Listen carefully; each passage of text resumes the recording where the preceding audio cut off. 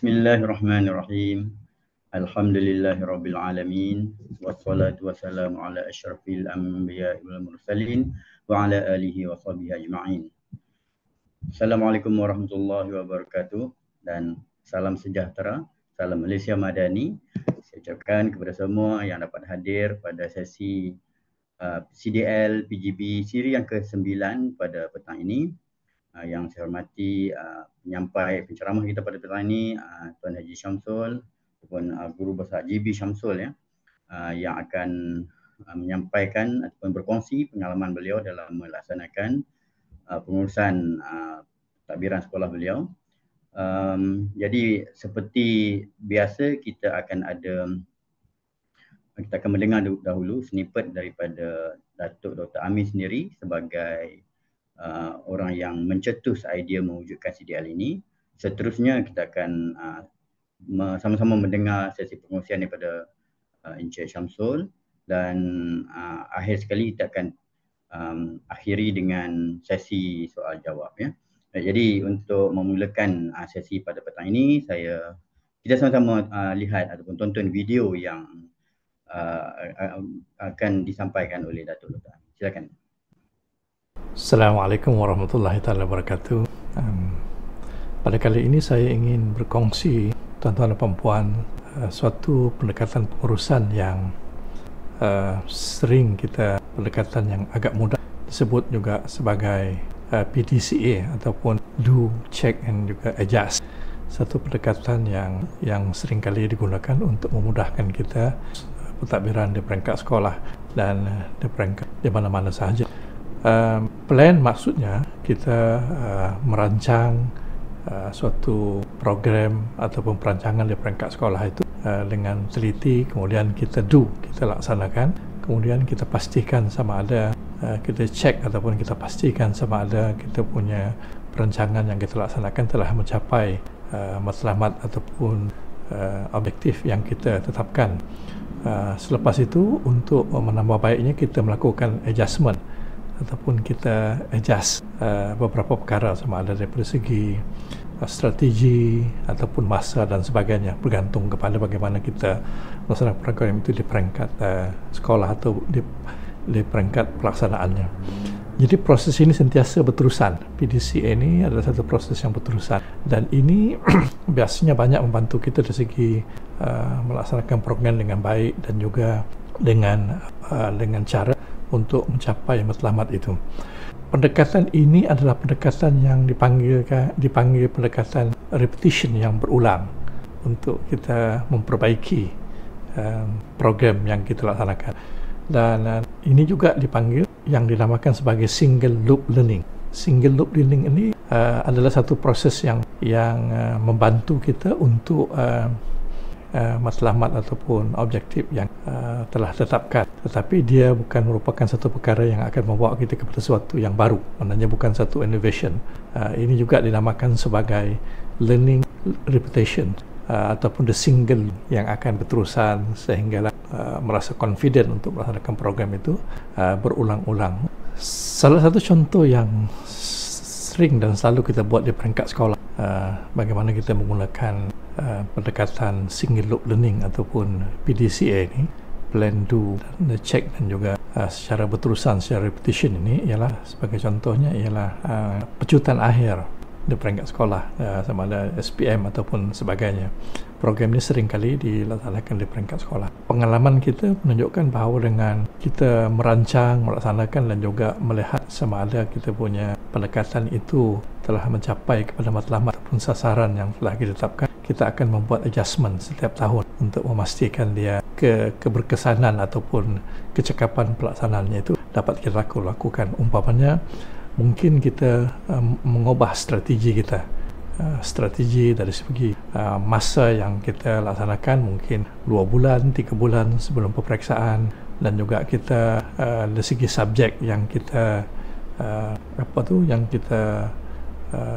offer, yang kita tawarkan kepada pelajar untuk melakukan pecutan ini, dan beberapa pendekatan-pendekatan yang lain yang kita gunakan untuk menambah baik kita punya program pecutan akhir peperiksaan ini. Dalam arti kata yang lain, ulangan kita mengoptimumkan keberkesanan dan juga kecekapan kita melaksanakan supaya mencapai sasaran kita.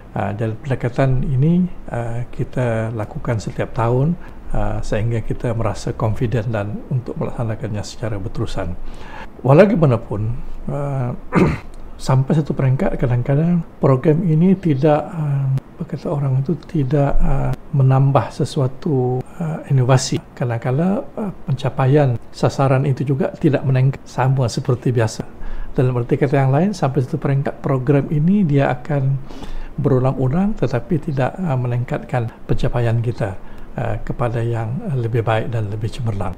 Oleh sebab itu, satu pendekatan lain yang kita boleh gunakan untuk melihat sama ada program pecutan ini boleh kita keberkesanannya ataupun kita boleh tambah baik, continuous improvement, kita menggunakan satu pendekatan lain yang kita boleh tambah baik daripada pendekatan PDCA itu yang dipanggil pendekatan double loop learning. Kalau PDCA saja itu dia adalah pendekatan single loop learning. Sampai satu peringkat bila telah menjadi rutin, kita sekali-sekala perlu melaksanakan apa yang saya panggil sebagai double loop learning. Dalam double loop learning ini, seperti dalam Rajah ini, kita dapati kita tidak berterusan berulang melaksanakan PDCA itu, tetapi sampai satu ketika kita bertanya soalan, kenapa umpamanya sasaran kita ini tidak mencapai kepada suatu keadaan yang lebih baik. Maknanya dia sudah menjadi tepuk, menjadi kata orang tu tidak ada perubahan, tetapi kita masih lagi melaksanakan program itu seperti mana yang kebiasaan kita setiap tahun. Dan pada ketika inilah kita perlu melaksanakan pengurusan pendekatan double loop learning. Maknanya kita think again, maknanya kita bertanya andaian, assumption asas kita, kenapa program ini kita laksanakan dan kenapa program ini tidak mencapai sasaran yang kita telah harapkan. Dan ini kalau kita lakukan, maknanya kita tidak mengubah strategi. Kemungkinan nanti bila assumption kita itu, rupanya kita mempunyai assumption yang salah, anggap bahawa pelajar-pelajar kita ini tidak cukup masa untuk mengulang kaji ataupun tidak menguasai subjek. Sebab itu kita melakukan pecutan dan macam-macam andaian yang kita boleh lakukan. Tetapi dalam double loop learning ini kita mempersoalkan kenapa assumption ini kita jadikan sebagai asas untuk kita membuat kita punya program itu.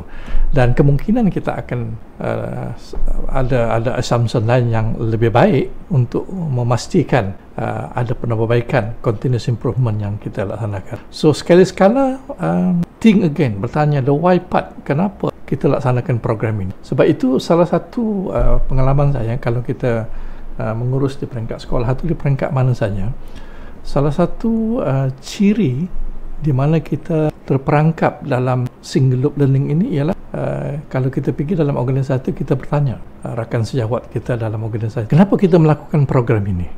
Jika sekiranya jawapannya itu kami pun tidak tahu kenapa kita lakukan program ini. Ini kita telah buat lama dah dalam sekolah ni. Sejak daripada dulu lagi kita buat begini. Ini menunjukkan bahawa kita sudah terperangkap dalam PDCA. Dan pada ketika inilah kita perlu bersama dengan rakan-rakan kita, dengan guru-guru kita melakukan double loop learning, melihat balik. Sebab kita tidak tahu the why part, kenapa program itu dilaksanakan berterusan. Dan pada ketika ini jika kita think again, melihat balik assumption kenapa program itu dilaksanakan, maknanya itu mungkin boleh menambah baik the continuous improvement kepada program yang kita laksanakan. So itu di antara tanda-tanda di mana umpamanya PDCA itu telah menyebabkan kita menjadi rutin dan kita melaksanakan tanpa melihat balik kenapa program itu dilaksanakan. Ini di antara contoh. Saya ingin berikan contoh bagaimana dalam pengurusan kita di peringkat sekolah, ada ketikanya kita melaksanakan double loop learning ini untuk memastikan peningkatan kualiti program yang kita laksanakan itu dapat ditambah baik daripada masa ke semasa. So jadi seperti yang saya sebut tadi, single loop learning ini, PDCA dalam segi pengurusan ini bagus, tetapi bila dia telah menjadi rutin sampai kehilangan keberkesanan, cekap tapi kehilangan keberkesanan dan sasarannya tidak mencapai seperti mana yang kita harapkan, nah pada ketika itulah kita perlu bersama dengan rakan-rakan sejawat kita di peringkat sekolah atau di peringkat institusi itu melakukan double loop learning, yakni melihat balik, memikir balik apa assumption dan kenapa kita melakukan program itu. Kita tidak hanya mengubah strategi, tetapi kita mungkin mengubah keseluruhan program itu daripada A sampai Z. Maknanya PDCA itu sudah terkeluar daripada dia punya rutin kebiasaannya. Mudah-mudahan panduan yang mudah ini dapat mengeluarkan kita daripada rutin kita lakukan untuk pengurusan setiap hari yang kita laksanakan di peringkat sekolah, dan mudah-mudahan ini dapat memberi manfaat kepada. Sekian, wabillahi taufiq. Assalamualaikum warahmatullahi taala.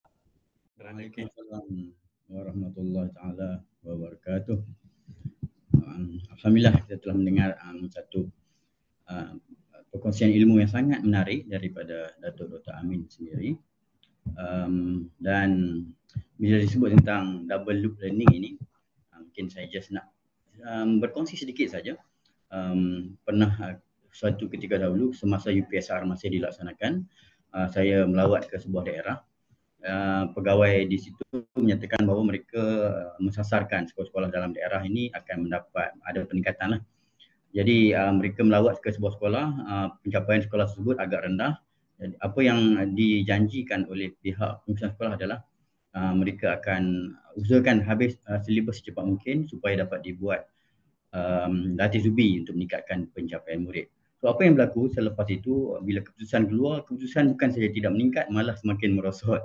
Jadi pegawai berkenaan pergi lagi ke sekolah berkenaan, berbincang lagi dan tanya apa rancangan seterusnya. Apa yang dia dijawab adalah kami akan habiskan silibus lebih awal lagi. Kalau dulu bulan 6, sekarang habiskan bulan 5 dan buat latih zubi. Jadi nampak di situ elemen single loop planning tu, maknanya dia hanya fikir satu cara saja. Jadi sampai masanya seperti yang disarankan oleh Datuk Dr. Amin tadi, kita kena lihat balik, think again, adakah apa yang kita buat itu betul atau tidak ya. Jadi insyaAllah hari ini kita akan mendengar perkongsian daripada Cikgu Syamsul bin Yahya yang merupakan guru besar di Sekolah Kebangsaan Kampung Beluka, Kedah. Tajuk beliau pada hari ini adalah pengurusan penjaminan kualiti PBD yang sangat-sangat relevan lah dengan tugasan tuan-puan semua pada ketika ini. Sebelum saya serahkan kepada Cikgu Syamsul, eloklah saya ceritakan sebuah sedikit tentang beliau. Cikgu Syamsul Yahya merupakan sekarang ini guru besar di Sekolah Kebangsaan Kampung Beluka di Naka, Kedah ya. Beliau dilahirkan tahun 70 di Pulau Pinang. Sekarang ini merupakan Naib Setiausaha Persatuan Guru Besar Malaysia Cawangan Padang Terap.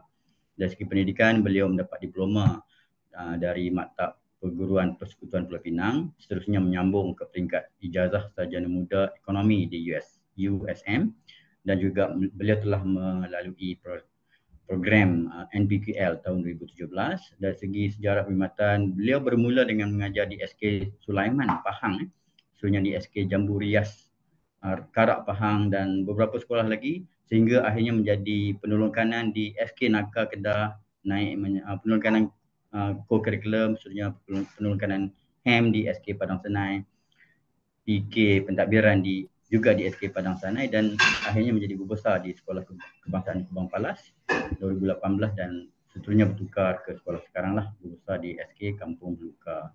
Dari segi pencapaian, Cikgu Syamsul ni memang sangat hebat. Kawan lama saya ni, kami dulu sama-sama bersekolah di Sekolah Menengah Jitra Kedah.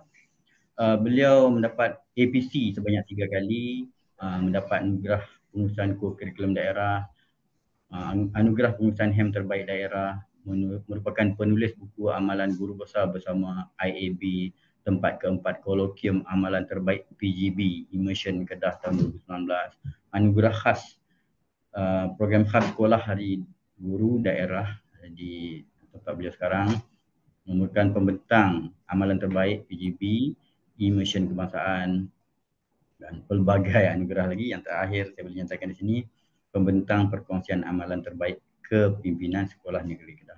Jadi saya pasti kita dapat belajar banyak daripada sesi perkongsian oleh Cikgu Syam hari ini. Jadi tanpa melengahkan masa, saya serahkan kepada Cikgu Syam untuk meneruskan sesi perkongsian beliau. Silakan Cikgu Syam. Okay. Testing. Dengar suara no, Taisan? Dengar, loud and clear. Okey. Terima kasih. Bismillahirrahmanirrahim. Alhamdulillahirabbil alamin. Assalatu wassalamu asyrafil anbiya'i wal mursalin wa ala alihi washabihi ajma'in. Wa biyassir wa ala tu'assir wa bitamim bi khair bi rahmatika ya arhamar rahimin. Assalamualaikum warahmatullahi wabarakatuh dan salam sejahtera. Salam guru insani pemakin generasi madani. Salam ABC untuk semua kita yang ada di sini. Lebih dahulu saya ingin merakamkan ucapan penghargaan buat Datuk Dr. Amin Senin, mantan Ketua Pengarah Pendidikan Malaysia, yang juga pengasas koordinator CDL, Dr. Ihsan, sahabat lama saya, rakan zaman persekolahan saya dahulu. Begitu juga saya ingin merakamkan ucapan terima kasih kepada semua tuan-tuan dan puan-puan yang sudi melapangkan masa untuk mendengar sedikit perkongsian daripada saya. Tuan-tuan dan puan-puan sekalian, sebelum saya ingin berkongsi dengan tuan-tuan dan puan-puan mengenai amalan yang telah saya laksanakan bersama dengan warga sekolah saya, iaitu Sekolah Kampung Buka, saya ingin recap sikit daripada apa yang telah dinyatakan oleh Datuk Dr. Amin Senin, tak salah saya, dalam siri 7. Siri 7 iaitu perangkap amalan terbaik. Dalam sesi dan recap tersebut, Dr. Amin Senin menyatakan bahawa sesuatu amalan yang baik yang kita dapat lakukan tu ataupun orang lain buat, ia mungkin belum tentu dapat dilaksanakan di tempat atau lokaliti kita. Maknanya, apa yang ingin saya kongsikan di sini adalah berdasarkan daripada yang dapat saya lakukan di sini. Mungkin apa yang akan saya kongsikan dengan tuan-tuan dan perempuan, sahabat-sahabat rakan pendidik, ada yang mungkin tidak sesuai dengan tuan-tuan dan perempuan. Mana tuan-tuan dan perempuan boleh adjustable lah. Okay? Jadi saya buat perkongsian, saya mula perkongsian saya nak. Bismillahirrahmanirrahim. Okay. Tuan-tuan dan perempuan, so hari ini seperti mana yang telah dinyatakan oleh Dr. Ihsan adalah saya ingin berbicara sedikit dengan tuan-tuan dan perempuan, ingin membuat perkongsian mengenai pengurusan penjaminan kualiti di sekolah. Kerana penjaminan kualiti ini antara isu yang selalu diperdebatkan di kalangan kita sebagai warga pendidik. Namun begitu tuan-tuan dan perempuan, untuk sesi pada hari ini yang ingin saya kongsikan dengan tuan-tuan dan perempuan, saya pecahkan kepada 3 bahagian.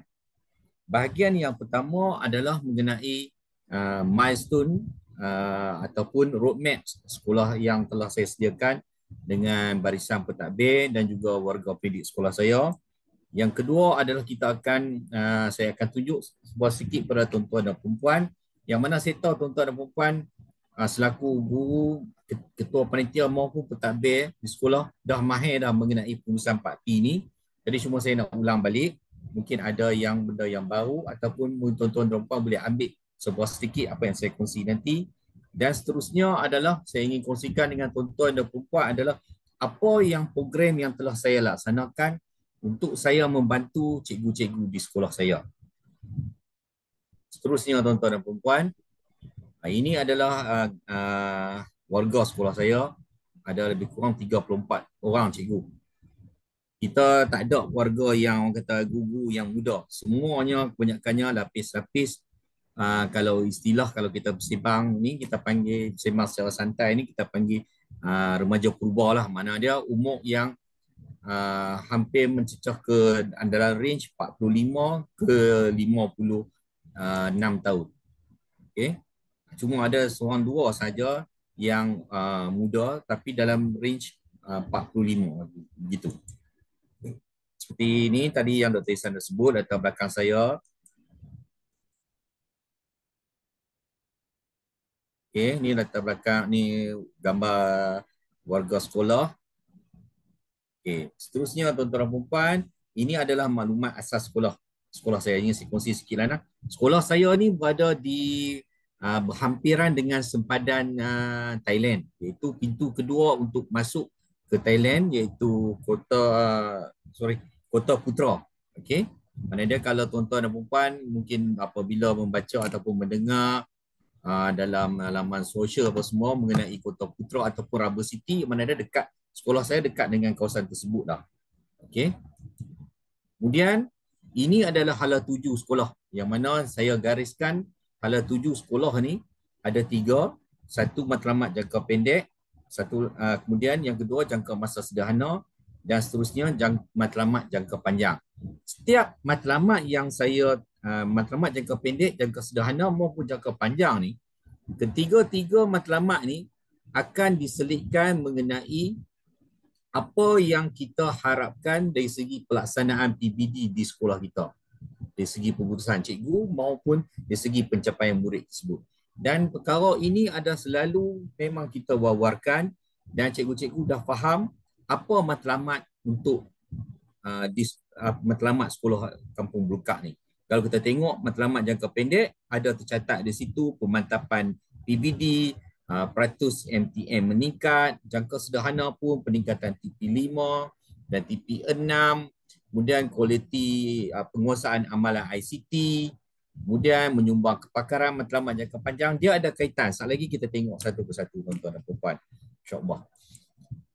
Kemudian seterusnya adalah, ini adalah senarai jawatan kuasa pentaksiran dan takbir urus sekolah saya. Yang mana saya ingat semua sekolah dah ada yang ni. Memang semua sekolah kita patut sediakan takbir urus ni bagi memudahkan urusan kerja kita. Kemudian untuk seterusnya tuan-tuan dan puan, bagi memudahkan tuan-tuan dan puan nampak perjalanan bagaimana pengurusan takbir di sekolah ini, saya ingin berkongsi sedikit video ringkas mengenai pelaksanaan penjaminan kualiti di sekolah saya.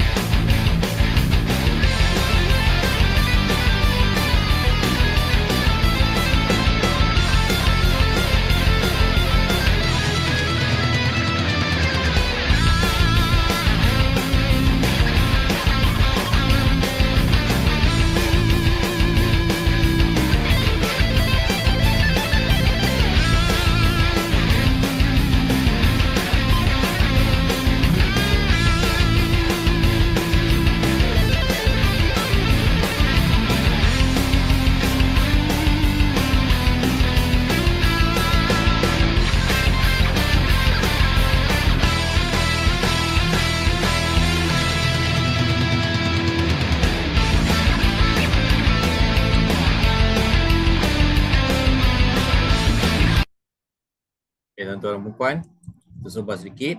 Okey, kita masuk bahagian yang pertama.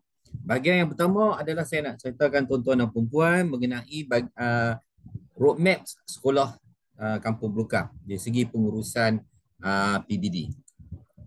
Tuan-tuan dan puan, ini adalah roadmap bagi sekolah kami yang mana roadmap ini adalah bagi membolehkan cikgu memahami dan mengetahui hala tuju PBD sekolah dalam tempoh 1 tahun agar mereka dapat, agar cikgu-cikgu dan juga KP apa semua dapat membuat perancangan yang sebaik mungkin dari segi panitia maupun cikgu itu sendiri. Sebagai contoh, untuk 27 April yang lalu kita dah mesyuarat PBD kali yang pertama. 2 Mei ladak pengurusan eviden macam cikgu tengok dalam video tadi. Kemudian ladak pengurusan PJSK. Mana ada ladak ni, maknanya kita buat sesi hands on. Sesi hands on macam mana nak urus, macam mana nak simpan dan lain-lain lagi. Dan PJSK ni hands on bagaimana nak buat pengisian data untuk nak mengelakkan daripada masalah-masalah teknikal. Okey. Kemudian seterusnya ladak pengurusan eviden lagi sekali. Okey, kemudian kita buat juga mesyuarat senat. Apa dia mesyuarat senat, cikgu? Mesyuarat senat ini bagi sekolah kami adalah satu hierarki yang paling tinggi sekali. Last sebelum pelaporan untuk kita serahkan kepada waris. Okey, mana di dalam mesyuarat senat ini saya pecahkan kepada hari-hari. Ini jangkaan ya cikgu nah. Ini tarikhnya 1 Ogos tahun 1 sampailah tahun 6. Mana ada untuk mesyuarat senat ini kita buat rumusan, kita buat penyelarasan terakhir untuk tengok balik mana-mana perkara yang kita boleh bincang di situ. Okey. Itu seterusnya last kali kita buat hands on IDMI untuk pengisian secara online tu. Proses ni dah berlaku dah kemarin. Okey, kemudian seterusnya untuk sepanjang bulan April sehingga bulan Ogos, pemantauan penjaminan kualiti seperti mana yang telah kita sedia maklum. Kemudian MLT macam mana cikgu-cikgu dilaksanakan khusus secara PLC dengan cikgu negara rakan mereka yang lain. Kemudian rekod perkembangan murid, kita buat semakan untuk tengok macam mana cikgu pengisian, lengkap tak lengkap, untuk sebagai panduan mereka untuk memberi TP. Kemudian kita buat dialog prestasi. Dialog prestasi ini adalah untuk kita bincang balik. Kemudian kita tanya cikgu intervensi apa yang nak dilakukan, apa perancangan cikgu tu untuk sesi fasa yang kedua nanti. Kemudian pada 23 Ogos, Hari Bersama Pelanggan. Hari Bersama Pelanggan ni adalah bermaksud kita perjumpaan dengan waris di mana kita boleh jumpa dan kita bincang dengan waris. Maknanya macam kita buat sesi bersama waris, macam kita buat selalu aktiviti di sekolah, serah laporan dan waris boleh berbincang secara bersemuka dengan cikgu. Kemudian seterusnya cuti pertengahan semester 2022-2023. Ini pula adalah roadmap bagi fasa 2. Fasa 2 kita sekali lagi perkara yang sama kita berulang. Mana dia? Saya berada di sekolah Persatuan Kampung Belukang ni bermula daripada 2019. Mana proses tu kita memang kita dah buat sehinggalah sekarang. Itu seterusnya ladak pengurusan eviden, ulang balik cikgu, kita ulang balik. Mana dia kita ulang ni kita untuk bagi peringatan, kita nak ulang bagi cikgu tu faham, untuk cikgu kadang-kadang bila masuk umur-umur saya, kita tak boleh expectation kita cikgu, kan cikgu-cikgu kita ni ramai cikgu-cikgu kita yang berusia. Jadi kita terpaksa, kami pentadbir ni terpaksa guide berulang kali, kita bagi motivasi, kita bagi sokongan untuk elakkan cikgu-cikgu daripada stres. Okey cikgu. Kemudian seterusnya ladak pemantauan, rekod perkembangan murid, semakan, mesyuarat senat lagi sekali juga cikgu, begitu juga sehinggalah 21 Januari. Kemudian hands on lagi sekali pengurusan pentaksiran, kemudian ujian akhir sesi akademik, dan kita buat mesyuarat penyelarasan skor. Mesyuarat penyelarasan skor ni apa cikgu? Kalau cikgu tengok balik dalam segi tata urus untuk UASA, dia ada di situ dinyatakan bahawa disarankan cikgu-cikgu buat mesyuarat penyelesaian skor. Mana dia buat perbincangan balik mengenai soalan apa semua, bentuk soalan macam mana untuk atasi masalah kelemahan murid-murid tersebut. Ini adalah contoh one page management cikgu nah, laporan minit curai di segi mesyuarat penyelesaian skor yang lalu. Ini adalah panitia bahasa Inggeris yang saya boleh kongsi dengan cikgu. Mana dalam mesyuarat ini, cikgu-cikgu panitia bahasa Inggeris ni berbincang apa penyelesaian mereka, isu dan isu-isu lain yang mungkin ada. Okey. Okey. Seterusnya cikgu, kita masuk Januari dengan Februari, hari bersama pelanggan kali yang kedua. Kemudian kita akan buat juga lagi sekali dialog prestasi. Okey. Sekarang berbalik kepada personal penjaminan kualiti. Kalau berpandukan pada buku panduan penjaminan kualiti cikgu, buku panduan penjaminan kualiti, dinyatakan di situ ada dua kumpulan yang terlibat. Satu kumpulan dalaman sekolah yang mana terdiri daripada pengetua, penolong kanan, ketua panitia, guru cemerlang ataupun jurulatih utama ataupun mana-mana guru yang dilantik oleh pengetua. Mana dia terpulang pada sekolah. Kalau sekolah nak tambah lagi, kalau cikgu rasa nak tambah lagi pegawai yang personal yang terlibat untuk penjaminan kualiti ni, terpulang pada cikgu. Okey, dia tak ada ikut terpulang pada kita. Ataupun kita nak pakai KP saja ke, terpulang. Macam saya guna KP saja cikgu. Kita guna KP saja. Kemudian pemantauan luaran ini adalah pegawai yang dilantik oleh kementerian, pegawai yang dilantik oleh jabatan maupun pegawai yang telah dilantik oleh PPD. Okey. Jadi pegawai-pegawai yang dilantik ini, kita buat surat lantikan untuk kita bagi kepada pegawai yang cikgu yang telah kita lantik itu, maknanya sebagai pemberitahuan bahawa kita dah amanahkan kepada mereka untuk mereka melaksanakan dan juga membantu kawan-kawan yang lain dari segi untuk mengawal selia penjaminan kualiti. Okay. Kalau kita tengok cikgu, macam sekolah saya ni sekolah TS25. Teras dia adalah dalam kerangka TS25 itu adalah untuk melahirkan pemimpin yang berkesan serta menuju ke arah sekolah berkualiti melalui PDP berkesan. Ini adalah salah satu langkah dia lah. Terpulang pada sekolah. Mungkin ada sekolah mungkin kaedah pelantikan dia tu kaedah macam lain. Okay, terpulang pada sekolah tersebut. Yang saya bercakap ni adalah berdasarkan daripada latar belakang sekolah saya sendiri. Okey, seterusnya cikgu, ini adalah antara instrumen pemantauan yang kita nak tengok dari segi kawalan kerja cikgu itu sendiri. Ini adalah rekod semukan kekerapan latihan murid. Okey, borang ni ambil mana cikgu? Kalau macam di Kedah ni, saya tak tahu lah negeri lain. Ada dulu sebelum ni kita guna pemantauan kurikulum berkualiti. Ada buku dia, naskah dia.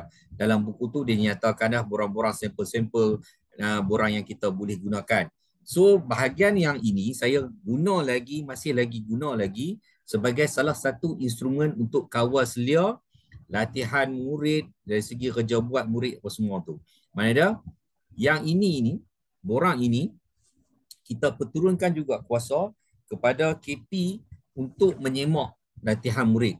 Ini adalah contoh borang yang cikgu nampak, yang mana kalau contoh yang pertama ni, yang ni Nur Fadaitu Fariza ni adalah KP bahasa Inggeris. Okey, kemudian yang belakang yang sini adalah bahasa Inggeris juga, kemudian pendidikan Islam. Ini KP yang semak cikgu, kita turun kuasa.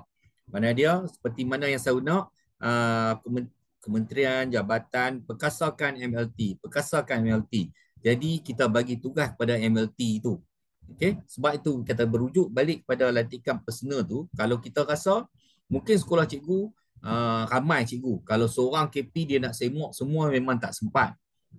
Katakan dia kena semak ahli dia dalam 6, 7, 8 orang, dia tak sempat. Jadi cikgu boleh pilih cikgu nak lantik siapa lagi. Mungkin cikgu nak turunkan kuasa kepada setiausaha pula lagi ke untuk membantu KP, terpulang pada cikgu. Okey. Seterusnya kita masuk bahagian yang di sini adalah kita masuk mengenai 4P. 4P seperti mana yang dalam yang telah dinyatakan dalam buku panduan penjaminan kualiti itu. Yang ini adalah borang pementoran. Okey, borang pementoran. Saya ingat cikgu pun dah faham dah borang pementoran ni. Borang pementoran ni kita ada dua. Satu, mana dia kita mentor kepada menti kita. Dia bagi pada dua cikgu. Sama ada kita nak buat pementoran tu secara formal ataupun informal, atau terpulang pada cikgu. Mana dia pementoran ni boleh dilakukan oleh kita, memang kita sebagai pentadbir, guru besar, pendulum kanan, yang itu memang dah wajib kita kena laksanakan. Sebab hak itu adalah core kita. Kemudian kita boleh serah kepada KP, JU dan GC yang ada di sekolah lah.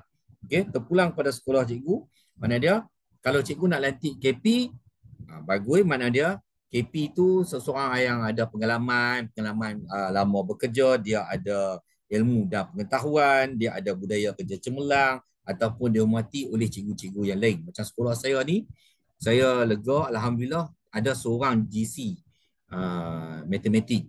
Jadi dia boleh bantu kawan-kawan dia dalam subjek matematik tersebut. Ini adalah borang PKM 1, mana dia bila tiap kali buat pementoran, cikgu akan buat pengisian borang ini. Okey. Cikgu tu akan buat pengisian borang ini dan dia orang akan tanda. Okey, dia orang akan tanda. Okey. Kemudian di sini adalah borang PKM 2. Okay. Borang PKM 2 ni diisi oleh mentor, maksudnya berapa orang yang dia dah mentor. Berapa orang yang dia dah mentor. Kalau dia katakan dia dah mentor dah, katakan dia baru dah mentor 3 orang, mana dia 3 orang lah macam ni. Isi sini, mana dia kita serah kepada KP akan buat pementoran, dia akan isi borang ni. Semua borang-borang ni bila kita isi, borang ni nak ambil di mana ni cikgu? Borang ni boleh ambil dalam buku panduan penjaminan kualiti. Cuma yang borang di sini, saya ubah suai sikit cikgu. Saya ubah suai untuk keperluan sekolah saya, iaitu saya buat logo lah apa semua. Borang ni serupa ya cikgu. Cikgu boleh tengok dalam buku penjaminan kualiti. Jadi selesai borang ni, mana dia kita serah balik. Macam di sekolah saya ni, kita serah kepada setiausaha PBD, kemudian kepada pentadbir, kemudian dalam satu lagi file hak yang pengurusan PBD di sekolah. Okey cikgu nah. Kemudian yang kedua adalah, ini contoh lagi nah, borang pementoran. Kemudian yang ni adalah borang pemantauan. Okey, borang pemantauan ni macam tu juga, ada dua borang pemantauan cikgu. Satu borang PKP 1A, kemudian satu lagi borang PKP 2A. Borang PKP 1A ni mana ada siapa individu yang terlibat dari segi pemantauan cikgu-cikgu tersebut, bawa borang ni masuk dalam kelas, dalam semak, dia tengok, cek balik ikut instrumen.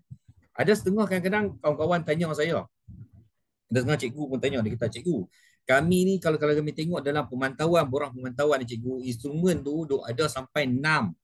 Kami tak sempat cikgu. Kalau kami nak semak hari ni dalam 3 instrumen boleh tak? Saya kata tak apa, tak ada masalah. Cikgu semak lah, kalau cikgu nak tengok 3 saja, cikgu nak tumpu 3 saja instrumen, cikgu tengoklah. Tapi macam mana sekalipun cikgu mesti buat pemantauan. Okey, mungkin lepas ni sambung pula lagi. Jadi borang-borang ni cikgu, bila dah selesai pemantauan, mesti kena serah satu salinan kepada cikgu yang mana MLT ni buat pemantauan. Cikgu tu dia kena tahu apa dia kurang tang mana ke mana, ada di situ pun sesi PLC tetap berjalan macam biasa. Okey. Kemudian ini adalah borang PKP 2A. Okey, borang PKP 2A ni adalah rumusan. Berapa orang yang dia dah semak? Berapa orang yang dia semak? Katakan contoh yang di atas ni macam saya, yang sebelah kanan ni, saya dah cek untuk 4 orang. Jadi saya isi 4 orang. Dan ini memang kita wajib kena isi cikgu. Senang kita nak kawal selia. Kalau kita tak sempat, katakan tak sempat selia, kita tak ada sempat tengok sampai 6 instrumen, kita sempat cek dalam 2-3 instrumen pun tak ada masalah. Okey, semaklah. Janji kita buat pemantauan dan kita semak. Okey, manakala ini pula adalah borang pengesanan. Borang pengesanan ni, okey, dia diisi adalah kita isi, kita tengok sini macam contoh yang pertama ni, Muhammad Alwi Mahmud ni, dia pantau cikgu tu, Muhammad Iqbal. Jadi dia akan semak balik instrumen ni. Cek balik, ada tak ada. Menepati dokumen kurikulum tak cikgu tu buat. Sesuai atau tak sesuai. Kalau tak sesuai, dia tanda tak sesuai. Gitu. Yang kemudian yang sebelah kanan ni adalah rumusan. Berapa orang yang dia semak. Contoh Muhammad Cikgu Alwi ni, dia dah semak untuk panitia sains 4 orang. Jadi kena isi 4 borang ni. Borang ni macam saya mak cikgu, saya ambil daripada buku penjaminan kualiti. Cuma ada 1-2 yang saya adjust sendiri. Okay, saya adjust sendiri, bincang dengan pentadbir, kita adjust sendiri. Sebab kalau kita tengok dalam buku penjaminan kualiti tu, ada yang dia kata peperiksaan pusat. Macam sekolah rendah ni, kita tak ada peperiksaan pusat cikgu. Jadi cikgu dengan semak balik itu. Mana cikgu ubah suai sikit. Okey, borang tersebut ikut keperluan sekolah cikgu. Okey. Kemudian ini adalah untuk penyelarasan. Okay. Penyelarasan ni apa dia cikgu? Penyelarasan ni adalah untuk kita bincang balik, cikgu tu nak bincang balik betul tak betul pemberian TP dan lain-lain. Tapi yang untuk penyelarasan ni cikgu, selalunya pegawai yang terlibat untuk penyelarasan ini, kalau kita tengok balik dalam buku penjaminan kualiti ni, kita kena bagi kepada orang yang pakar ataupun mahir dalam subjek tersebut. Kita tak boleh bagi contoh dia, katakan penyelarasan dia KP Pendidikan Islam untuk pergi selaras subjek matematik. Dia tak sesuai. Jadi pastikan kalau matematik, MLT tu dia kena untuk buat penyelarasan ni, dia mesti untuk pemantauan penyelarasan, dia mesti tengok yang matematik saja. Senang. Kata, jangan ambil yang luar daripada skop dia tu. Okey, ini seterusnya. Okey, ini adalah mesyuarat senat di sekolah. Okey, mesyuarat senat di sekolah saya. Last kali bila cikgu-cikgu ni dah isi dah dalam tapak, kalau dulu ni dalam tapak BPK. Okey, dan tapak BPK. Jadi kita akan bawa keluar balik tapak ni, kita akan bincang balik di situ. Okey, bincang balik di situ, tengok balik mana dia, mungkin kita tahu 1-2 kita akan tahu 2-3 orang budak yang kita nampak kita boleh bincang isu tu secara mendalam di situ. Okey, cikgu bincang balik, ada isu-isu yang mungkin kita akan kita rasa kita akan jumpa satu perkara yang kita rasa perlu diambil tindakan. Okey, ini adalah minit mesyuarat senat. Yang ni mesyuarat senat ni cikgu, dia tak ada yang kata tercatat dalam buku penjaminan kualiti. Ini adalah inisiatif kami di sekolah ini, yang mana kami sediakan satu mesyuarat senat. Dia isu dia bukan apa cikgu. Kadang-kadang bila habis di sekolah rendah, apabila masuk di sekolah menengah, kadang-kadang budak tu tak bertepatan dengan TP dia tu. Isu dia sekarang kita di sekolah ini, apabila kita nak bagi TP, kita kena bagi bersesuaian dengan budak tu. Tapi dia kena ada evidence dia dah. Kalau budak tu layak dan sesuai seperti mana macam apa standard pentafsiran yang dalam di SKP apa semua tu sesuai, budak tu layak TP6, kita bagi. Tapi cikgu tu mesti kena ada evidence dia sendiri bagi untuk mengesahkan bahawa budak tu layak. Sebab ada isu yang bila masuk sekolah menengah, budak tu dapat TP6. Tapi apabila dikesan di sekolah menengah, budak tu terpaksa masuk kelas pemulihan. Itu jadi isu macam tu. Kita nak elak isu-isu macam tu cikgu. Kita cuba sebaik mungkin untuk elakkan isu-isu tersebut. Sebab itu di sekolah saya ni, kita terpaksa lakukan beberapa fasa, beberapa kali tapisan. Untuk kena tengok, untuk cikgu tu pastikan betul-betul TP yang dibagi tu adalah bersesuaian dengan murid tersebut. Okey, cikgu nak? Okay. Ini seterusnya adalah pengurusan di sekolah lah. Pengurusan kita, pengurusan pentadbir. Mana dia, apa saja yang kita buat, mesti ada bukti ataupun evidence bahawa kita dah perkara mengenai PBD itu dititik beratkan. Okey. Ini adalah pengurusan pengkalan data di sekolah.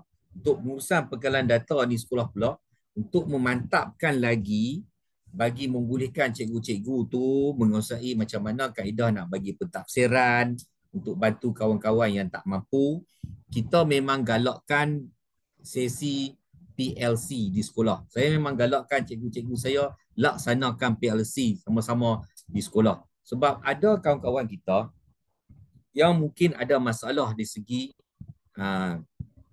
nak ajak sesuatu topik. Mungkin kawan dia boleh bantu. Macam contoh, panitia sign di sekolah saya ni 3 orang ni. Jadi dia orang akan buat perbincangan sama-sama 3 orang. Kemudian akan buat lesson study. Dia akan masuk kelas. Sama-sama guide. Tengok balik. Betul tak macam mana kita nak bagi pemberian TP. Macam gambar di bawah ni perbincangan lah ni. Sama mereka. Okey. Seterusnya, apa saja yang cikgu kita buat untuk PLC tu mesti kena daftarkan dalam rekod SPLG KPM. Mana dia ada evidence PLC tu kita buat. Yang jadi isu kita di sekolah sekarang ni adalah bila buat sesuatu perkara, kita tak rekodkan. Kita tak rekodkan apabila pegawai luar mai hadir ke sekolah buat pemeriksaan, kita tak boleh nak bagi tunjuk. Kita buat tak benda tu? Sebenarnya benda tu banyak, perkara-perkara ni banyak dah kita buat di sekolah cikgu. Cuma kita tak sedar saja. Dan saya yakin semua cikgu telah laksanakan perkara-perkara yang melibatkan 4P tu. Okay.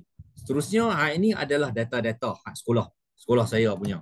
Contoh dia, kita buat learning walk. Jadi kita daftar dalam SPLG KPM. Ini adalah antara evidence, salah satu evidence yang kita nak tunjuk bahawa evidence dalam pelaksanaan 4P tu berjalan di sekolah.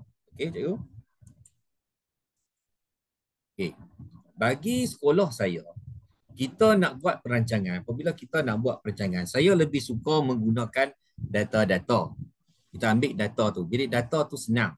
Kita ambil data, kita akan dapat satu data input yang kita boleh rancang perjalanan di sekolah kita.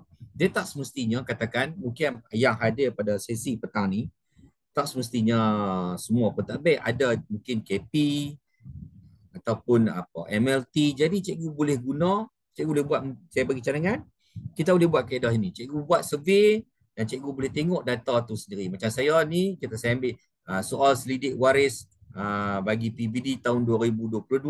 Jadi saya boleh tengok di sini berapa orang waris saya yang faham PBD dan lain-lain lagi. Okey, jadi data yang daripada Google Form tu saya import masuk ke Data Studio. Jadi data ni adalah penting bagi saya untuk kami di Sekolah Kemasan Kampung Belukak untuk kami rancang. Okey, untuk kami rancang balik apa yang perlu kami tambah baik untuk memastikan sebaik yang mungkin pelaksanaan PBD itu dapat berjalan dengan baik. Begitu juga yang ini, Teacher's Voice. Teacher's Voice pun penting juga untuk kita. KP pun boleh laksanakan Teacher's Voice. Yang ini adalah soal sidik pengurusan evidence PBD tahun 2023 di sekolah saya. Yang ini. Jadi ini adalah data yang saya kutip untuk saya tengok cikgu saya. Setakat mana? Contoh dia, bagaimanakah anda menguruskan evidence PBD anda sebelum ini?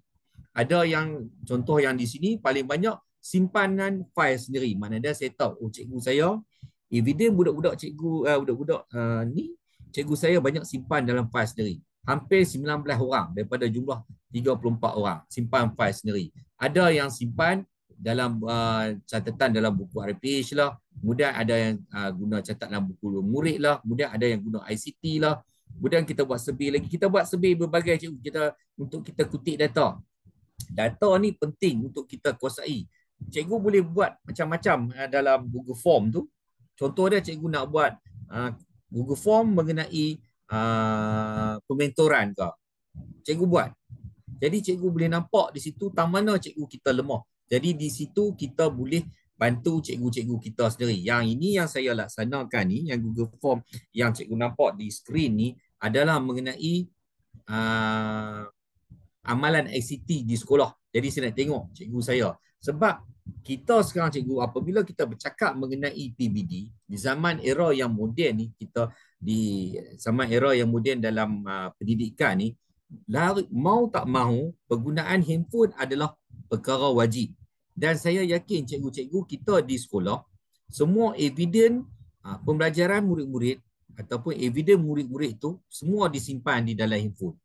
Okay. Saya yang jadi isu bila cikgu saya cakap mengenai evidence ini, gitu juga bila saya balik di rumah, isteri saya pun meluahkan perkara yang sama. Sebab isteri saya ni mengajar di sekolah, sebuah sekolah premier di daerah Padang Terap, dan dia mengajar kelas DLP. Dia kata, evidence dia sebanyak dia semua simpan dalam handphone. Dia kata, macam mana kaedah nak simpan evidence tu? Jadi ini salah satu data yang saya kutip untuk saya rangka apa yang boleh saya bantu cikgu saya untuk simpan eviden. Cara dia simpan ni macam mana cikgu? Saya tunjuk cikgu nah. Ada saya tunjuk lagi. Kita seterusnya ni. Okey. Berbalik perkara yang isu macam penyimpanan eviden tadi tu, ini adalah salah satu perkara yang saya dengan pentadbir ataupun kami MLT buat di sekolah, iaitu from zero to hero. Makna dia tagline kita semua kita mampu. Semua kita mampu. Maknanya semua cikgu mampu buat. Walaupun cikgu tu cepat ke, cikgu tu lambat ke, kod macam mana pun, tapi cikgu tu mampu buat. Maknanya dia program ini adalah untuk kita nak bantu cikgu macam mana nak simpan eviden. Okey, ini adalah senarai khusus ladap yang telah kami laksanakan di sekolah. Kami di sekolah cikgu, ladap, banyakkan ladap-ladap ni, saya dengan PK sendiri yang handle. Kita tak panggil tenaga luar sebab kita ada sikit kepakaran. Jadi kami yang handle sendiri khusus-khusus yang macam ni. Okay, macam cikgu tengok tu PLC kolaboratif, penggunaan PLC pengurusan bilik darjah, penggunaan Google Classroom dan lain-lain lagi lah ada di situ. Okay, ini adalah salah satu cara untuk kita bantu cikgu. Cikgu tengok dalam video tadi pun ada. Yang ini adalah gambar pegun mengenai apa yang telah kami laksanakan, iaitu saya gunakan MyLink. Saya gunakan MyLink untuk cikgu-cikgu saya simpan eviden tersebut. Jadi kita kena buat khusus cikgu. Saya buat khusus untuk bantu cikgu saya. Kita satu saja dulu. Bila kita buat khusus ataupun kita buat ladap, expectation kita tak boleh letak terlalu tinggi cikgu. Kemahiran orang, kemahiran sesuatu manusia tu ada yang pelbagai. Cikgu-cikgu saya pun berbagai. Begitu jugalah dengan budak-budak kita, anak-anak murid kita di sekolah. Ada yang sebab itulah ada yang TP1, TP2 sampailah TP6. Cikgu-cikgu pun macam tu juga. Ada yang laju, TP6 lah, mungkin ada yang lambat, TP1, TP2. Kalau saya tunjuk gambar ni, kalau saya cerita kat cikgu, cikgu saya bukan kata semua yang mampu nak buat MyLink. Ada yang tak mampu. Jadi hak tak mampu tu kita cuba bantu. Ada yang mampu buat MyLink tapi dia buat satu saja perkongsian. Jadi tak apa. Saya kata buat. Sebab bila kita buat MyLink ni mudah untuk kita cikgu. Terutama sekali pentadbir. Kita nak ambil data apa semua. Jadi link semua maklumat-maklumat, rekod perkembangan murid ke, pemberian TP dia murid ke, apa semua tu masuk dalam link yang kita ajar bentukkan drive apa semua sampailah terbinanya MyLink tu mudah untuk kita. Jadi kita nak ambil bila masa pun mudah, cikgu-cikgu nak simpan pun mudah. Mana dia kita dapat bantu cikgu untuk dari segi pemberatan daripada handphone tu, isu tu. Okey, ini khusus.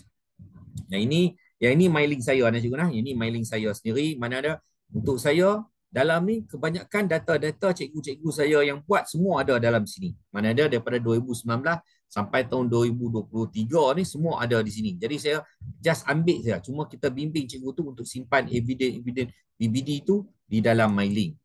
Okey, ini pula adalah MyLink yang telah disediakan oleh cikgu-cikgu saya. Ada yang banyak cikgu. Kalau cikgu tengok dalam gambar ni pun tengok. Di sini ada setengah cikgu tu banyak.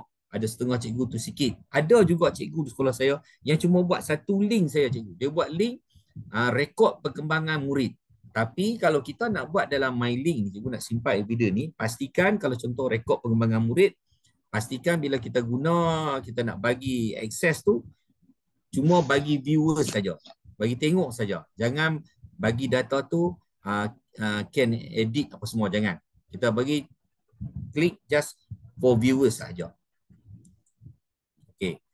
Untuk memantap kita bagi memastikan pelaksanaan PBD di sekolah itu berjalan dengan baik dan teratur, dan kita tahu kita ni bukan adalah seorang yang kata perfect ataupun sempurna. Makna dia mahu tak mahu, suka ataupun tak suka, kita terpaksa meminta bantuan daripada orang yang lebih pakar daripada kita untuk membantu kita bagi membolehkan kita dapat memahami sesuatu perkara atau dapat membantu kita untuk menyelesaikan isu-isu yang mungkin ada di sekolah kita. Bagi di sekolah Mesaan Kampung Belukar, saya telah melaksanakan program coaching and mentoring yang mana saya minta bantuan PPD. Kalau saya cerita kat cikgu, saya tak minta bantuan, bukan kata bantuan PPD Padang Terap saya. Sebab saya tahu PPD Padang Terap, dari segi SIC, pasal kami daerah kecil cikgu, pegawai SIC kami tak ramai. Jadi kalau cikgu tengok dalam gambar ni, saya minta bantuan. Maknanya kita kena keluar out of the box. Jadi untuk out of the box di sekolah saya ni, saya minta bantuan daripada PPD Kota Star. PPD Kota Star, macam tengok dalam gambar ni, hampir dekat PPD Kota Star hadir seramai 12 orang tenaga, campur dengan PPD Padang Terap lebih kurang 3 orang untuk hadir ke sekolah satu hari. Jadi hadir ke sekolah satu hari, dia orang akan melihat semua pelaksanaan PPD, masuk dalam kelas dan bagi nasihat, konsultan dengan cikgu-cikgu tam mana yang rasa perlu diperbaiki daripada semasa ke semasa. Okey, ini adalah antara laporan yang kita ambil. Yang ni tahun 2019 cikgu Nah, ni laporan daripada PPD Kota Star dan lain-lain lagi. Sebab untuk akan datang tahun 2023 ni masih lagi ada perancangan. Saya pun nak cadang mungkin nak minta bantuan daripada PPD Kota Star juga dengan PPD Padang Terap untuk adakan lagi sekali sesi yang macam ni. Okey.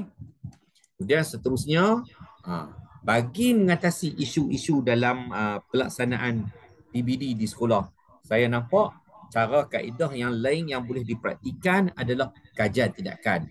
Untuk kajian tindakan 2023, saya dah lantik dah beberapa cikgu yang saya rasa boleh buat kajian tindakan, yang mana isu yang mesti diorang buat untuk kajian tindakan adalah mengenai isu dalam kelas mereka masing-masing.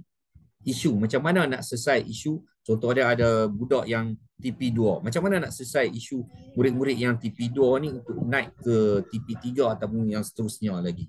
Maknanya dia orang akan buat satu kajian tindakan yang mana dibimbing oleh PPD Padang Terap, akan bimbing cikgu-cikgu yang ada di sini untuk bina satu kajian tindakan untuk selesaikan isu-isu yang berlaku di dalam kelas mereka. Okey. Ini adalah sebahagian daripada kerjasama kami lah dengan sekolah-sekolah rakan strategik yang biasa hadir ke sekolah. Okey. Kemudian saya cerita sikit yang ni antara yang telah yang saya buat perkongsian dengan sekolah-sekolah yang luar daripada Padang Terap. Okey, yang ini adalah saya nak kongsi dengan cikgu. Lebih kurang 2 minggu yang lalu saya telah dijemput oleh SK Bandar Putrajaya Sungai Petani.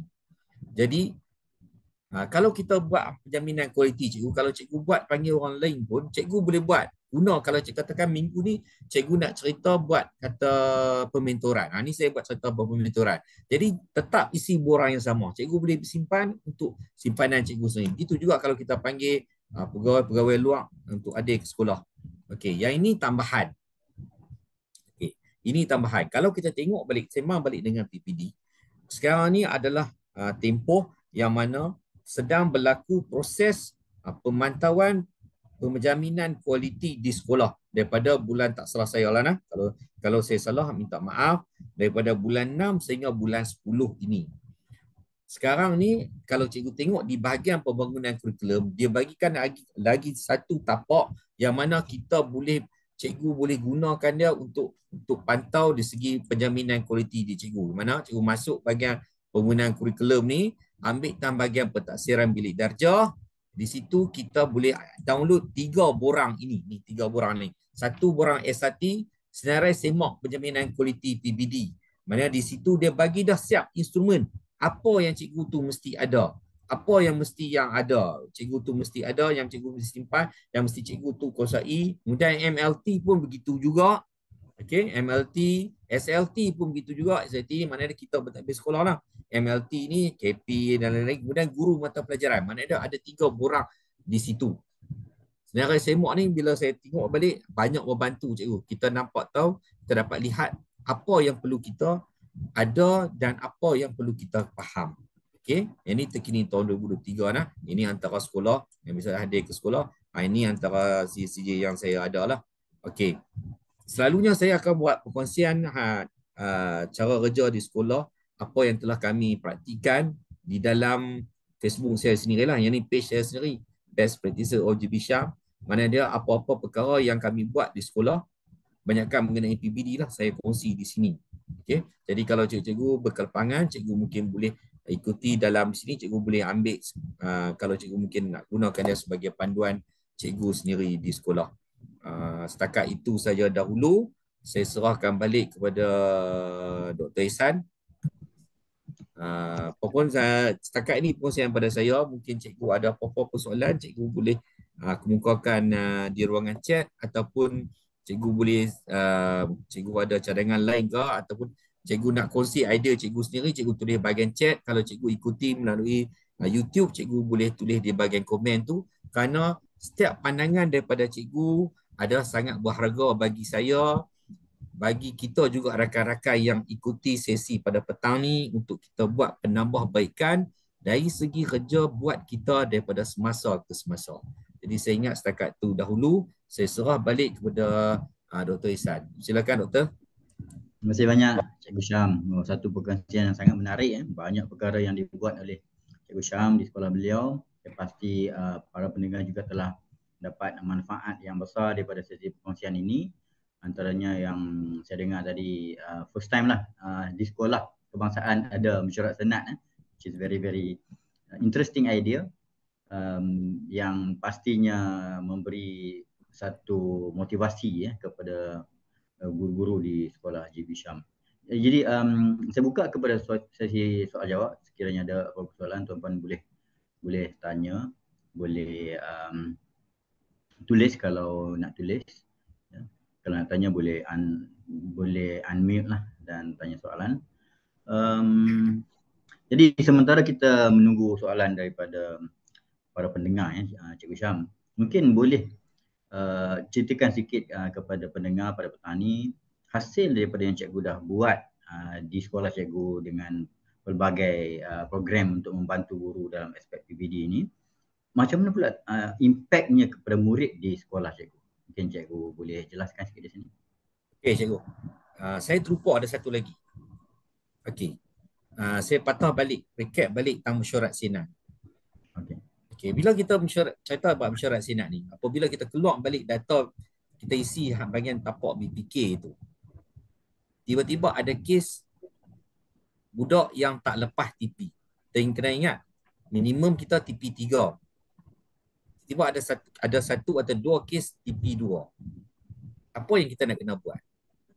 Macam di sekolah saya, kami pentadbir, kami dah tetapkan dalam mesyuarat senat. Okey, last kali dah bincang masa kita mesyuarat senat ni. Ada budak Ali bin Abu. Kita sembang balik, cikgu tu buat keluar dah semua evidence dia dah. Dia kata tak boleh lepas dah cikgu. Buat pertimbangan profesional memang tak boleh, budak ni tak boleh nak bagi dah TP 3 ni cikgu. Okey, tak apa, fine. Dia kata tak apa, tak boleh nak bagi. Semua setuju dah ni. Tak boleh nak bagi. Okey, tak apa. Tapi you kena bagi, you kena buat satu, kita bagi satu borang, maknanya satu borang justifikasi. Borang justifikasi tu adalah satu borang yang mana borang tu apabila dialog bersama waris, perjumpaan bersama waris, cikgu tu mesti kena serah balik, kena serah borang tu kepada waris yang anak dia dapat TP 1 ataupun TP 2 tu. TP 1 tak ada lah. Tak ada. Selain tak ada. TP 2. Dia akan serah pada waris yang dapat TP 2. Dalam borang tersebut dinyatakan pasal apa budak ni tak dapat. Dia tak lepas TP 3. Pasal apa dia tak dapat? Dia kena cerita. Sebab itu tanggungjawab dia. Dia yang cikgu tu yang mengajak murid tu di sekolah, di dalam kelas tersebut. Jadi adalah tanggungjawab cikgu tu sendiri untuk cerita pada waris tu kenapa budak ni tak dapat ke TP 3. Satu hal. Kemudian di bahagian bawah tu juga cikgu tu kena cerita apa dia punya plan intervensi tu. Intervensi tu target dia untuk nak bagi budak ni untuk sesi yang fasa 2 ni sekurang-kurangnya dapat TP 3. Hak itu wajib. Memang kena wajib. Sekolah saya wajib kena buat itu. Kata. Impak dia adalah satu, cikgu dia lebih alert. Memang rutin. Kita kena faham cikgu. Kita kadang-kadang kehidupan kita ni, kita tak mau susah. Kita tak mau rigid. Tapi sebenarnya, kalau kita rigid, kalau rigid benda yang perlu, macam contoh, di sekolah rendah, kita tak ada pentadbiran yang besar dah. Dulu tak apa, ada UPSR. Sekarang ni kita ada PBD. PBD itu dasar. Kita kena pastikan benda yang kita, outcome yang kita nak buat keluar tu, yang untuk pergi ke sekolah menengah tu adalah satu outcome yang memang berkualiti. Kita tak nak isu. Tak nak isu apabila pergi sekolah menengah, cikgu sekolah menengah duk bising. Budak ni tak sampai standard yang sepatutnya. Ada isu. Saya tahu ya, tu memang ada isu. Di negeri mana pun, di daerah mana pun, mau perbualan sesama cikgu pun isu tu tak ada. Dan bila kita buat itu, impak dia tu, alhamdulillah, nampak berkesan. Budak tu pun kita target sebelum keluar sekurang-kurangnya TP3. Alhamdulillah, saya bisa ada satu kes budak saya. Budak ni dia masuk darjah 4. Okey, darjah 4. Dia tak pernah sekolah. Dia cuma pergi sekolah pondok saja. Mai ke sekolah, mai sekolah kampung buka, masuk. Bila kita kesan, kita buat intervensi. Akhir sekali sampai dia nak keluar ke sekolah, masuk darjah 6, dia boleh tulis satu surat yang paling surat ringkas, surat rasmi ringkas kat cikgu dia. Mana dia pencapaian lah tu. Kata dari segi kualiti yang program yang kita buat tu. Mungkin hak yang saya buat ni ada perkara yang mungkin tak bersesuai dengan sekolah cikgu. Tapi cikgu kena cross check baliklah di sekolah cikgu. Mungkin kata cikgu tak, cikgu Syam, kami nak buat mesyuarat senat di sekolah ni. Payahlah. Kata tak apa, tak ada masalah. Mungkin cikgu boleh gunakan satu dialog prestasi je. Cikgu buat dialog prestasi. Tapi yang wajib pemantauan 4P tu memang kita kena buat. Kemudian dialog prestasi pun cikgu kita kena buat. Kemudian intervensi pun memang wajib kita kena buat. Jadi saya ada mak cikgu saya, intervensi wajib kena buat. Kata. Itu doktor. Ya. Terima kasih Cikgu Syam. Cikgu Syam.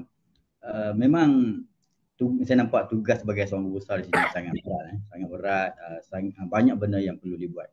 Tetapi yang diterangkan oleh Cikgu Syam tadi, kalau murid tadi tu dia tidak capai TP3 kan, TP3 dan dia TP2 atau cikgu tu dia kena macam bagi justifikasi dan sebagainya kan. Ada tak possibility ada cikgu yang kata daripada dia payah-payah nak bagi justifikasi, bagi je lah TP3. Jadi sebagai guru besar boleh kesan tak benda macam tu, dan apa tindakan kalau berlaku? Selalunya Dr. San, itu yang kata mesyuarat senat tu. Bila tiap kali mesyuarat senat, pentadbir kena masuk. Dia pentadbir ni bila masuk, bila bos nari masuk, bila bos pula reject, dia cikgu-cikgu pun dia tak berani sewenang-wenangnya bagi. Sebab saya bila saya kata, okay, you nak bagi, you ada evidence tak? Dia nak bagi TP ni, saya nak bagi TP ni. You ada evidence tak? Kalau you tak ada evidence, you tak boleh tunjuk justifikasi kat saya, you punya rekod pengembangan murid you pun you tak isi, evidence lain pun tak ada, macam mana you boleh bagi budak tu macam tu? Mana ada, saya kata you buat balik lagi sekali pun tak sirat. Lambat pun lambat lah. Sebab ada isu yang mesyuarat senat ni last kali sampai kita keluar penyataan bahawa, contohlah bahawa pada hari ini 18 hari bulan Ogos tahun 2023 jam 4 petang, mesyuarat senat tahun 1 ataupun tahun 6 bagi fasa 1 sebulat suara telah meluluskan pelaporan PBD fasa 1 ni untuk diserahkan kepada WAI. Sampai ke tahap tu kena bagi ada. Jadi isu ni bila kita buat kita selesai ni cikgu, Dr. San, bila pegawai mai pun tanya kita balik, kita ada evidence tak? Di samping evidence nak cikgu-cikgu tu, cikgu tu kena ada evidence lah. Kalau dia bagi TP2 tiba tak ada evidence, jam lah. Hak yang tu yang nak kena tanya balik 2, 3, 4 kali. Kadang saya tak main masuk dalam bilik lah, kata kita sembang lain ke tak, nak kena guide ke tak tu. Kata, dia cuma dia kadang-kadang Dr. Isan, dia semua satu yang saya nak tengok taksiran PPD ni. Saya tak tahu lah orang lain, saya tak tahu. Ni saya cerita berdasarkan saya, pengalaman saya lah. Perempuan saya pun ajak matematik. Dia subjek lain dia mudah dah tafsir doktor. Cuma matematik tu dia agak, orang kata sebab matematik ni dia nak kena tengok budak tu dari segi cara dia nak selesai masalah. Dia macam tu kata. Macam bahasa Melayu, bahasa Inggeris, dia orang boleh pelbagaikan aktiviti. Nak buat syair, nak buat sajak, dia banyak. Matematik dia complicated sikit. Jadi sebab itu bila matematik ni saya kadang-kadang kita kena sembang balik dengan cikgu tu, tanya balik, dia orang bagi. Kalau saya rasa yakin, sebab tu kadang cikgu matematik, dia banyak menggunakan pentafsiran secara sumatif. Itu memang saya tak nafikan. Tanya siapa pun, kata. Saya tak nafikan itu. Kata. Cuma subjek lain tu, subjek lain, bahasa apa semua, sains, Saya galakkan guna baliklah kaedah macam mana yang sebelum ni pengarah kementerian dah lancarkan, cikgu boleh guna My Peranan, projek mudah. Projek mudah adalah antara yang paling mudah untuk kita nak tafsir murid kita. Tapi bergantung pada kita lah, atas kemampuan kita tu. Sebab tu kita kena banyakkan PLC di sekolah tu. Betul. Ya, ya betul tu. Bukan sesuatu yang mudah lah untuk melaksanakan PBD ni. Bukan saja cikgu perlu macam cikgu matematik yang cikgu Syam sebut tadi, memang cabarannya cukup besar, tapi dengan kerjasama semua, terutamanya sebagai pentadbir guru besar dapat membantu sama-sama kita pastikan murid, bukan sahaja kita nak nilai murid tu, tapi kita nak sebenarnya murid tu dapat ilmu. Dia pergi sekolah dia dapat belajar, bukan semata-mata nak tunjukkan bahawa mereka ni dapat capai tahap tertentu. Yang lebih utama adalah murid-murid kita dapat belajar. Mungkin ada soalan, silakan kalau ada soalan daripada para pendengar. Satu lagi doktor saya nak cadang lah kan. Ya, boleh. Okey, kalau kita nak simpan evidence, ramai orang bergelut nak simpan evidence tu. Bergelut nak simpan evidence. Sebab kalau kena pegawai nak minta evidence, cikgu-cikgu kita ni banyak simpan evidence dalam handphone. Antara dia kita boleh pakai Telegram, boleh pakai mailing. Mailing ni mungkin teknikal sikit, masuk sana, masuk drive, tukar sana dengan. Backlit pun boleh pakai. Ada setengah kata cikgu, kalau saya nak pakai Facebook boleh. Tak ada masalah, you pakai Facebook. Boleh you buat page you sendiri. Tak ada masalah. As long you boleh tunjuk you punya evidence tu, cukup. Hak tu saja. Saya nak tengok evidence ni, hak tu saja. Ya tak? Okey, kita ada satu soalan di sini. Menarik soalan ni. Adakah yang tanya ni dia letak nama dia ABC saja. Soalannya, adakah asal konsep PBD mesti kena tingkatkan TP murid? Secara rasionalnya, bukankah murid ada TP 6 maupun TP 1? Apa pandangan Cikgu Syam dalam mengenai perkara ni? Okey. Terang saya dapat cakap tu terang. Sekolah saya tak amai TP 6 tu. Tak ada TP 6. Setengah sekolah dia ligan TP 6. Okey, dia ligan TP 6. Sebab dia nak tunjuk kata sekolah dia mampu dapat lahirkan TP 6. Sekolah saya tak amai TP 6 cikgu. In fact, hak fasa 1 ni saya tengok ada satu kelas darjah 6 mungkin seorang saya ikut TP 6. Tu pun saya tanya dulu. Mana dia? Tapi kalau cikgu dah rasa memang budak tu tak boleh pi. Dia layak bertakat 4 yang tu ya. Tapi cikgu nak tengok baliklah dalam standard prestasi tu layak tak layak. Dia duduk dalam kelosa tu dah. Kalau dia dah masuk dalam kelosa tentang standard prestasi tu, capaian dia layak untuk dia ke situ. Cikgu bagilah, tak ada masalah. Hak itulah berbalik pada pertimbangan profesional kita tu.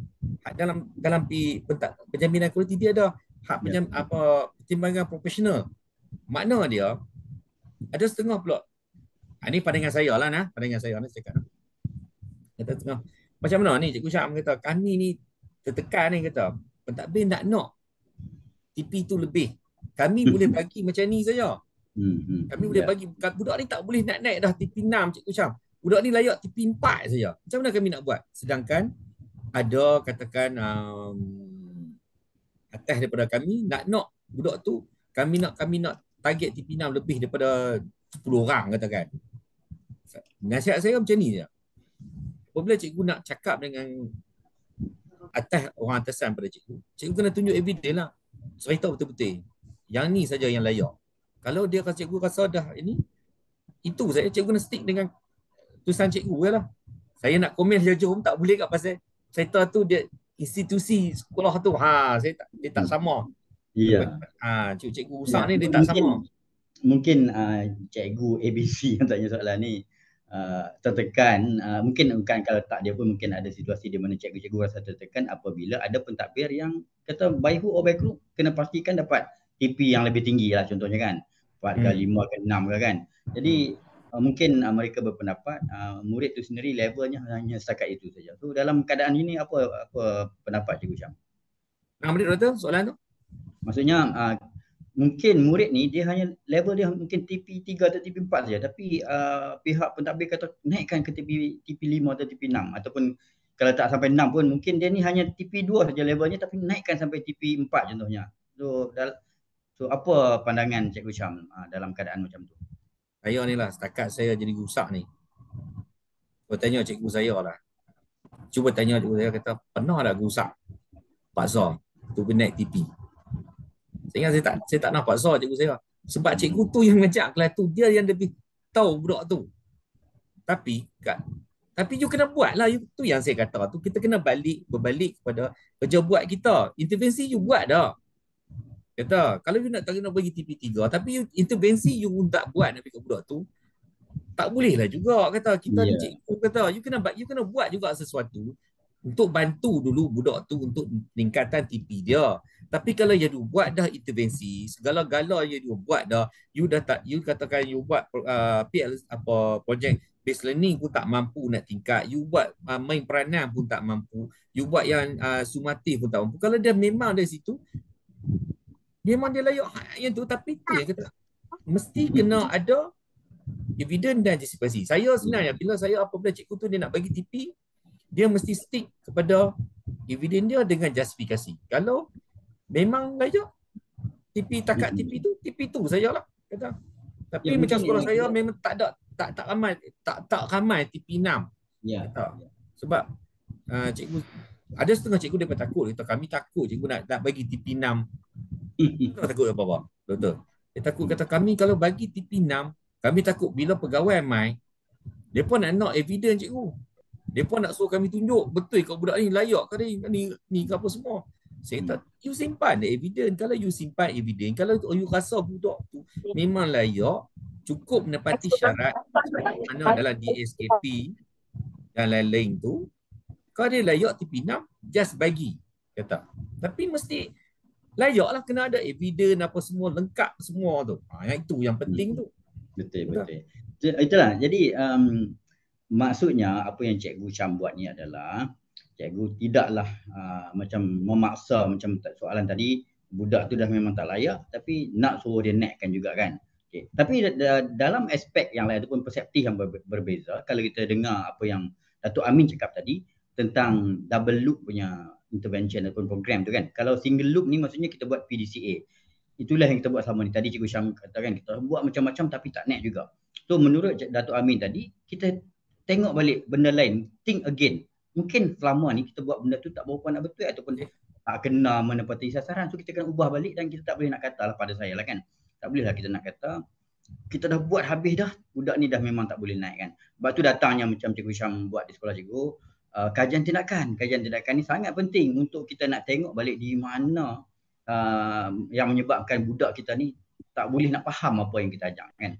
Dan pada saya PBD ni bila budak masuk ke sekolah belajar sesuatu, tadi ada yang kata dah memang budak tu level TP1 lah kan. Sebenarnya pada saya tak boleh lah kita nak cakap macam tu, sebab bila dia pergi ke sekolah, kita buat SSC PDP untuk dia belajar sesuatu. So dia akan dapat ilmu di situ dan adalah peningkatan. Kalau TP1 masuk TP1 sampai ke sudah TP1 bermaksud dia tak belajar. Dia tak dapat apa pun.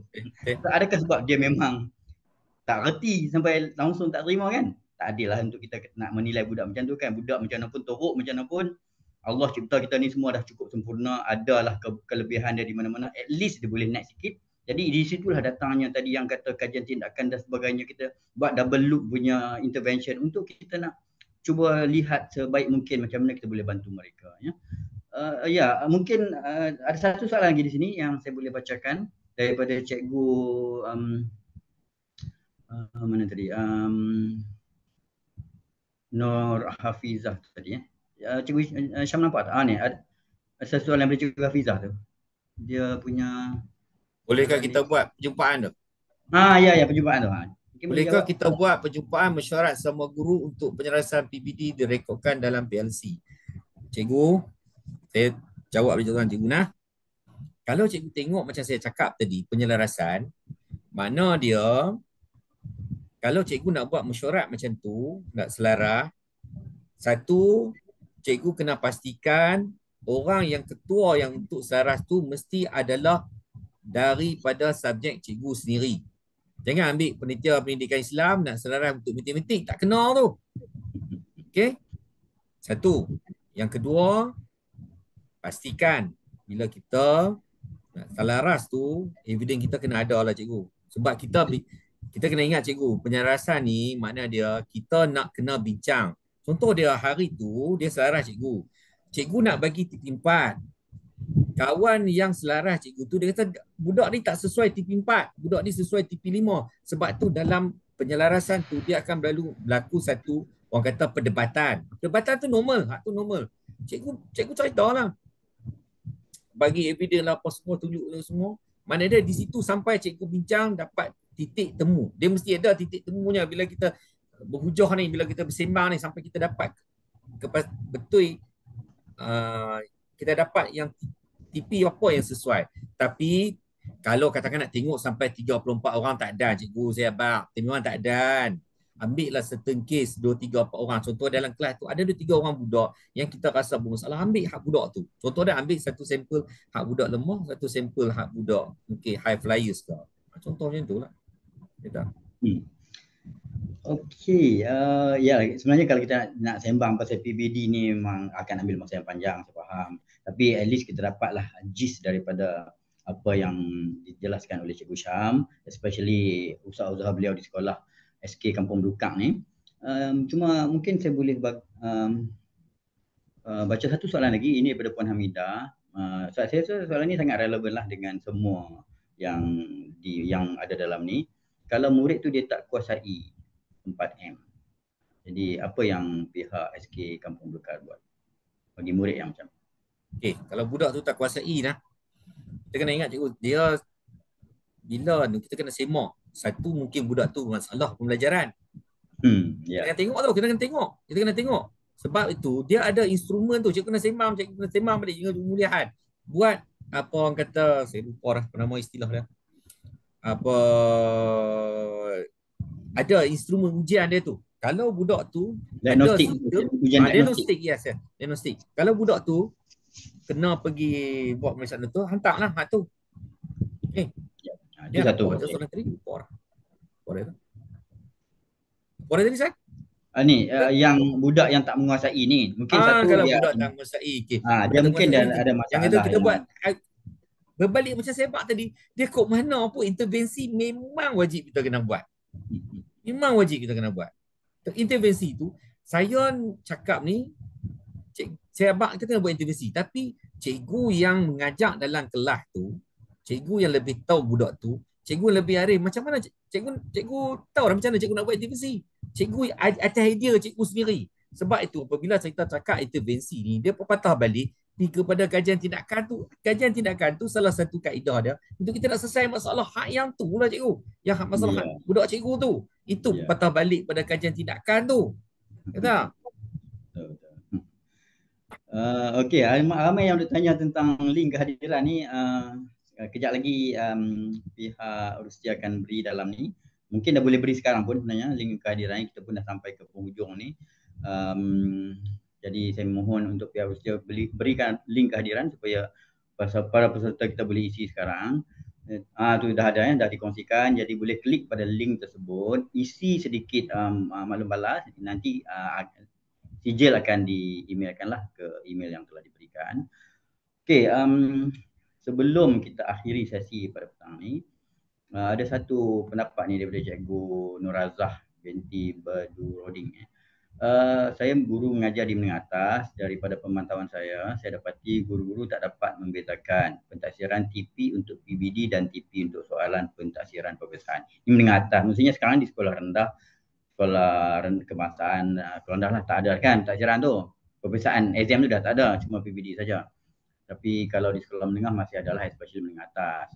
Jadi mungkin dalam aspek ni pada pandangan Cikgu Syam, adakah cikgu-cikgu kita ni, even di sekolah rendah pun, adakah mereka masih lagi mengajar tu ke arah exam juga? So ada yang kata tak ada UPSR, budak tak belajar. Maksudnya mengajar untuk UPSR. Tadi UPSR tak tahu nak jawab kan? Adakah berlaku situasi itu kita tak dapat nafikan. Kita kena ingat cikgu, kita ni, temuan saya dengan Dr. Ihsan lagi lah, kita dah umur 50. Memang kita lahir dalam zaman exam oriented. Kita tak boleh nak lari tu. Memang dia akan tune pergi ke situ.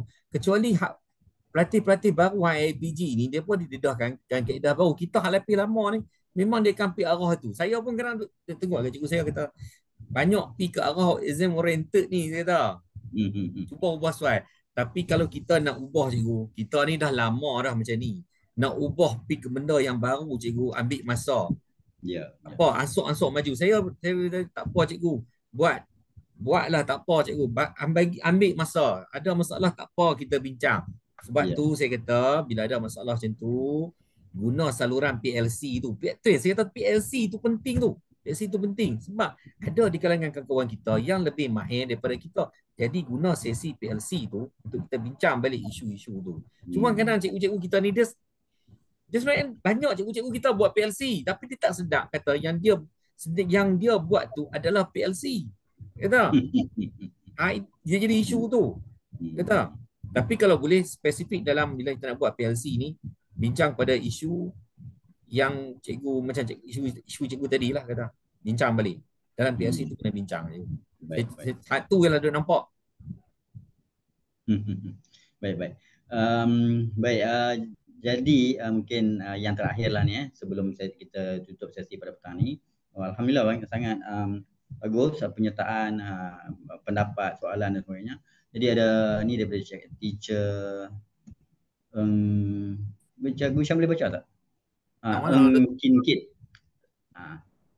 Yang berkaitan dengan dia nak mohon dapatkan pencerahan tentang senarai semak lampiran tu. Saya ingin dapat pencerahan tentang senarai semak penjaminan kualiti lampiran ABC. Adakah senarai semak yang menggantikan borang 4P atau satu dokumen tambahan? Senarai semak yang mana? Lampiran ABC. Pasti pula saya yang mana. Okey, macam ni. Tak apa. Kita akan dapatkan more info tentang tu. Dan kita akan kongsilah nanti dalam oh ni doktor saya faham ni. Yang ni borang yang baru ni. Okey. Ada dalam buku panduan. GB ada dalam buku panduan. Yang mana? Nanti saya share. Ada lepas ni saya share dalam grup kita lah. Yang baru. Kami baru buat taklimat kemarin lah berkaitan dengan borang-borang tu. Nanti saya bagi dia punya tu. Dia ada buku panduan dia. Dalam tu ada borang-borang.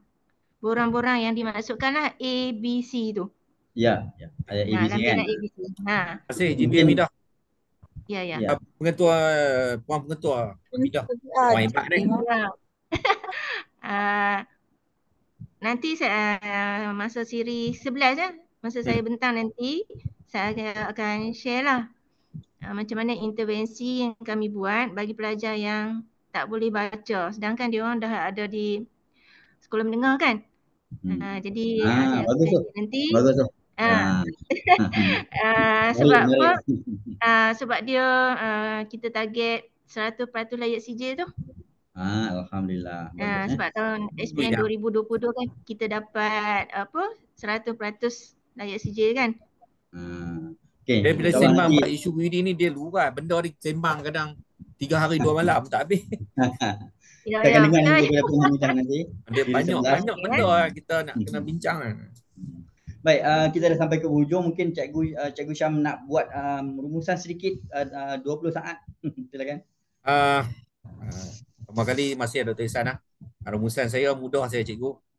Apa-apa pun buku tu panduan tu ada 2 kitab. Satu buku panduan tafsiran ambil darjah, satu buku panduan penjaminan kualiti. Cikgu baca balik situ, kedua-dua buku tu dalam tu semua banyak info yang berguna. Dia adalah panduan untuk cikgu. Tu yang ketiga, perbanyakkanlah PLC. Hari ini saya pesan lagi sekali termasuk dengan cikgu sekolah saya sendiri yang mungkin ikuti siaran pada petang ni. Perbanyakkan PLC sesama kita. Kemudian cari lagi cikgu, cari kawan-kawan mana yang boleh kita bantu.